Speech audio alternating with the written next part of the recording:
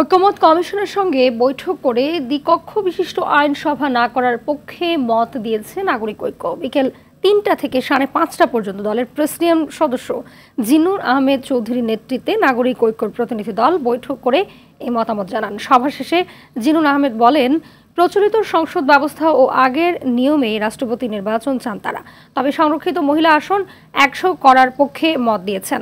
ঐকমত্য কমিশনের সহসভাপতি অধ্যাপক আলী রিয়াজ বলেন, সব রাজনৈতিক দলের মতামত নিয়ে জাতীয় সনদ করা হবে।